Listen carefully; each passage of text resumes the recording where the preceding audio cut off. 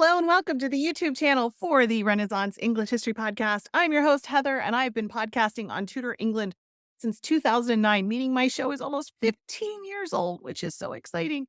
Um, this episode, we're going to have a little bit of fun talking about how often Tudor men thought about the Roman Empire. So if you don't know, there's this whole kind of TikTok thing that's happening where women ask their husbands how often they think about the Roman Empire, and then they're kind of blown away by the answer, which is usually, quite a lot more than we necessarily knew. It's a little hard for me because I actually do think about the Roman Empire more than my husband does because, like, I read Mary Beard books and stuff. But, I get the meme and it's kind of funny. And so then I was thinking about, like, Catherine of Aragon asking Henry VIII, Henry, how often do you think about the Roman Empire and what he would have thought and said? And it actually occurred to me that Henry VIII probably did think about the Roman Empire quite a bit, perhaps as much as men today think about the Roman Empire, um, because the classics were being rediscovered. There was a lot of emphasis on classical education, on classical medicine, on all of these things that were being rediscovered. In a large part, that was what the Renaissance was about, of course, was or Renaissance if you're in England. Sorry, Renaissance. Somebody's going to tell me I said it wrong.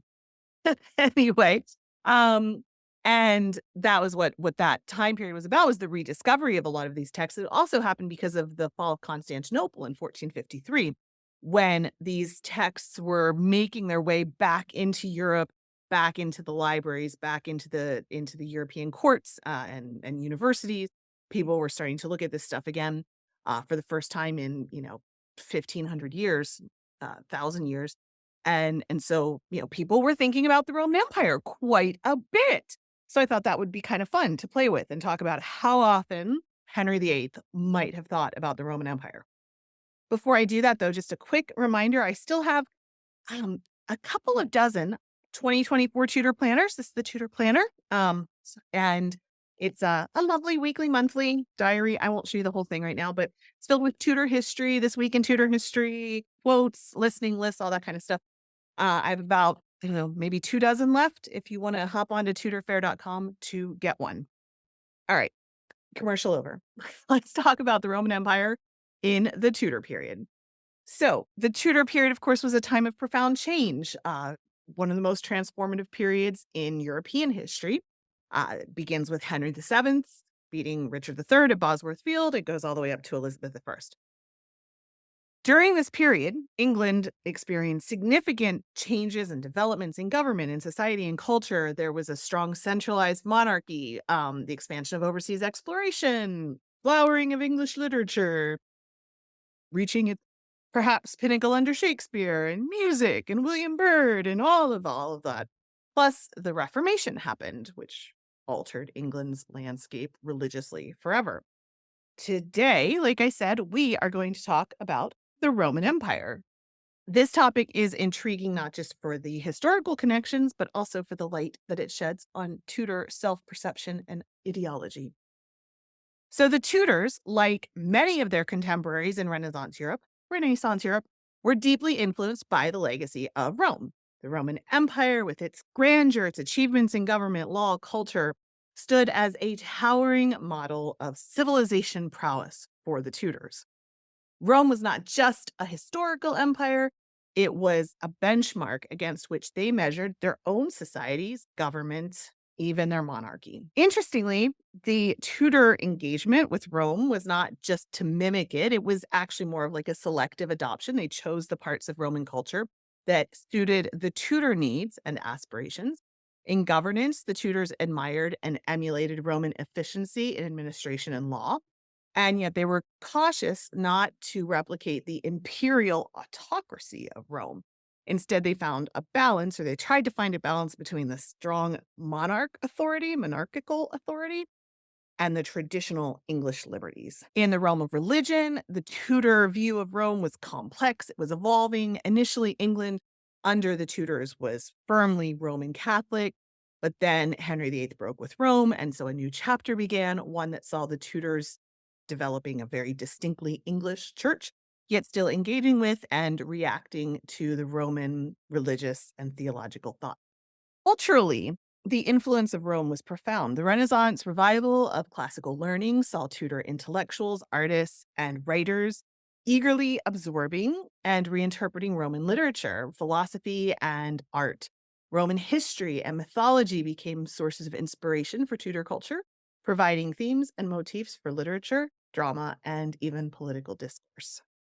The story of Rome and Britain begins in 43 AD when Emperor Claudius launched a successful invasion, marking the start of over 3 centuries of Roman rule, 300 years of Roman rule. This period was transformative for the British Isles. Of course, it brought profound changes in infrastructure, in governance, in culture. And this is where I will insert my regular pointless Monty Python quote, just because I can, in which we will say, "What have the Romans ever done for us?" And if you don't know what I'm talking about, Google Monty Python. What have the Romans ever done for us? Well, the aqueducts brought peace. Anyway, that was Heather's needless Monty Python quote insertion of the day. Okay,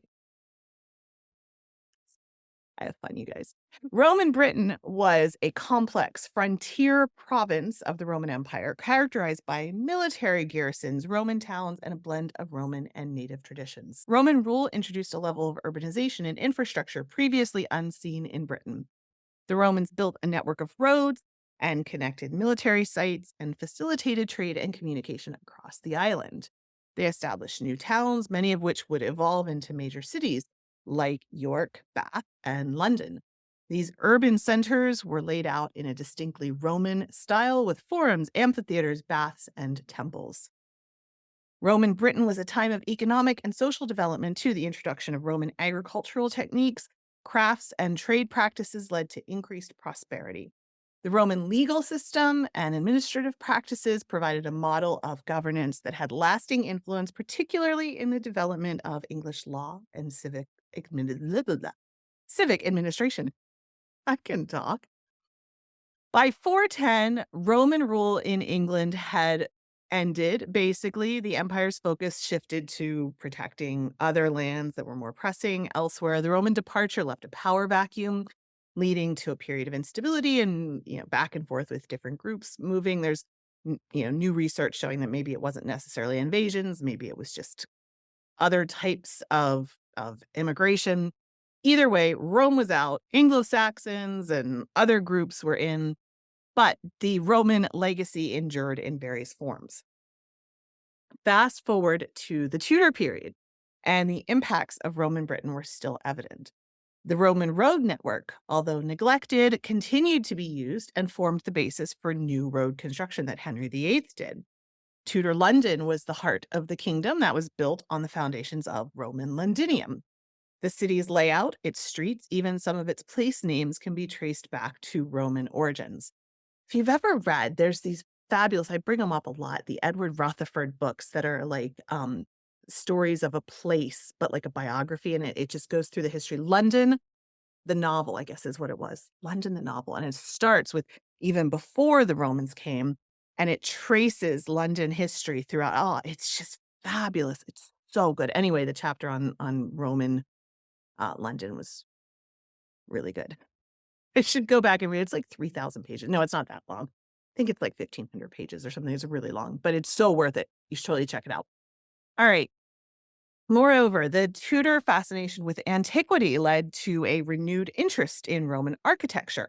This is evident in the adoption of classical architectural styles in Tudor building projects. Elements like columns, arches, the use of symmetry were derived from Roman models, and they represent a departure from the Gothic style that was prevalent in medieval England. Additionally, the Roman impact was intellectual and cultural. The Tudors, through the lens of the Renaissance, looked back to Roman Britain with a sense of continuity and heritage.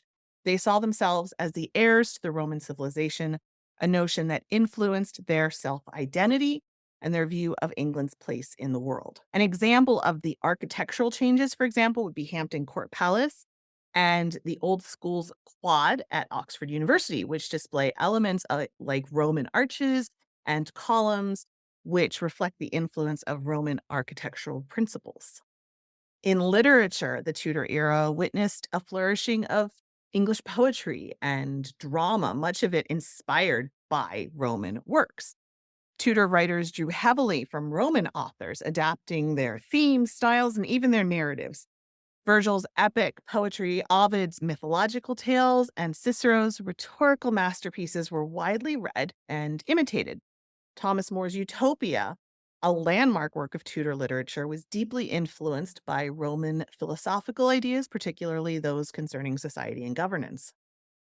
Roman influence was also seen in educational and intellectual life. The study of Latin, the language of ancient Rome, became an essential part of the curriculum for not just monks, but anybody who wanted a good classical education.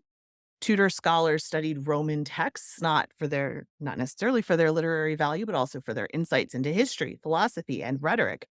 The Roman historians Livy and Tacitus were particularly valued for their accounts of the rise and fall of Roman Republic and Empire, serving as a moral compass and a source of knowledge for the Tudor thinkers. Furthermore, the Roman ideas of civic virtue and public service began to permeate Tudor society. The concept of a Renaissance man, of someone who's well versed in art, science, and humanities, was modeled after Roman ideals of a well rounded, educated citizen. This was exemplified by figures like Walter Raleigh and Francis Drake, who, in addition to their exploits as explorers, were also patrons of the arts and scholars in their own right. And like I said, the monarchy itself was influenced by Rome. Both Henry VIII and Elizabeth I adopted aspects of Roman imperial imagery to bolster their regal authority. Henry VIII, with his ambitious political and military agenda, saw himself as an emperor like figure. His desire for a strong centralized monarchy mirrored the Roman imperial model. Heather can talk today. Henry's use of Roman symbols and imagery in art and coins was a deliberate strategy to project power and legitimacy. Use of classical motifs in royal portraits, the depiction of the king in a manner reminiscent of Roman emperors, the incorporation of Roman iconography in coins and royal seals were all part of this strategy. Elizabeth I continued this. She skillfully brought in Roman symbolism to reinforce her status as a powerful, almost divine monarch. Her portraits often included classical symbols and allegories, positioning her in a lineage of great rulers that harkened back to ancient Rome. The use of these symbols was a powerful tool in an era where visual imagery was a primary means of communication with a mostly illiterate population, though that was changing throughout the Reformation. In terms of military tactics and organizations, the Tudor period saw significant changes, very much influenced by Roman models. The Tudors made efforts to professionalize and modernize their military. It wasn't just militia based. They had the establishment of a permanent navy, which, while not directly modeled on Roman lines, was influenced by the idea of a standing professional military force, which was a concept central to Roman military power. Henry's establishment of the Royal Navy can also be seen as part of his broader imperial ambitions, similar to the Roman emphasis on military discipline and organization. The Tudor army also saw reforms, including the introduction of more effective training and the use of new weapons and tactics. These reforms were not necessarily copied from the Roman practices, but they were influenced by the Renaissance's broader revival of classical military texts and ideas. The legal system saw reforms influenced by Roman law, while English common law remained the foundation. Tudor jurists were increasingly aware of Roman legal principles due to, again, the Renaissance classical learning.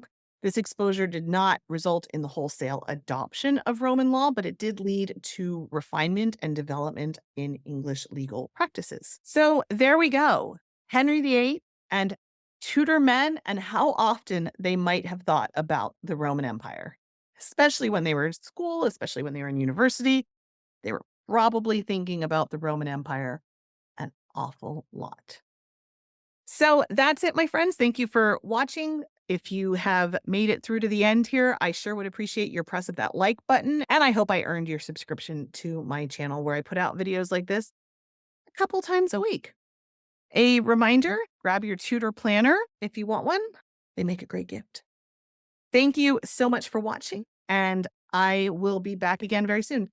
Hey, no, seriously, thank you for watching. I know there's like so much you can do with your time. There's so many places that you can watch, listen, or read. So much content out there. Thank you for choosing to spend your time with me. I hope I made it worth it. Don't forget to drink your water. Very important. And I will talk with you again very soon. Bye bye.